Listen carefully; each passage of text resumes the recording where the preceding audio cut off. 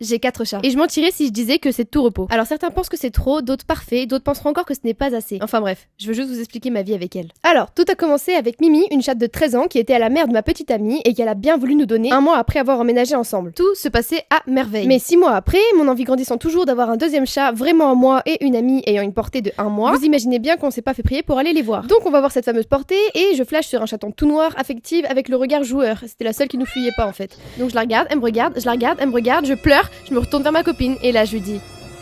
C'est elle. Elle avait une deuxième portée sur laquelle ma copine a flashé, sur un chaton noir et blanc, mais je voulais vraiment le chaton dont je vous ai parlé. Nous avons alors accueilli Navi à la maison, si vous avez la ref, c'est encore mieux. The Legend of Navi.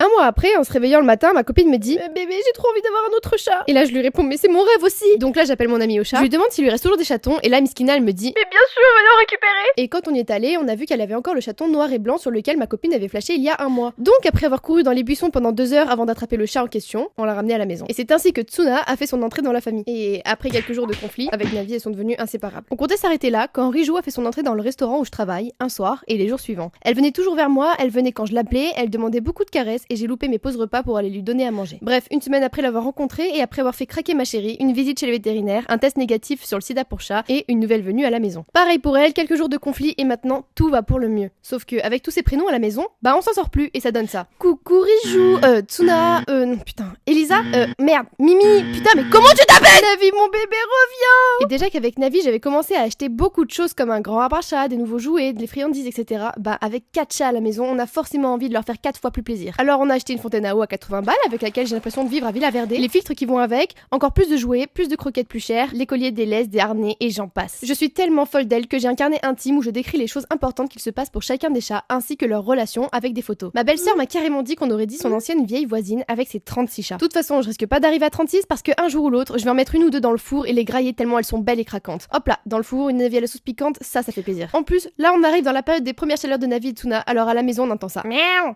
miaou. Miaou! Miaou! Se rajoute à ça Rijou qui miaule tout le temps pour aller dehors et Mimi les gris qui est jamais contente et qui grogne sur tout ce qui bouge. Alors on va tout aller les faire stériliser parce qu'on est ni à Maxi Zoo ni au Bois de Boulogne ici. Et leur crise d'ado ça va 2 minutes. Et puis tous ceux qui disent quoi? Autant d'argent pour seulement des chats? C'est souvent les mêmes qui ont 4 enfants. Alors moi je préfère les chats, c'est moins contraignant, moins bruyant, moins destructeur, moins d'éducation, moins de problèmes, moins d'argent.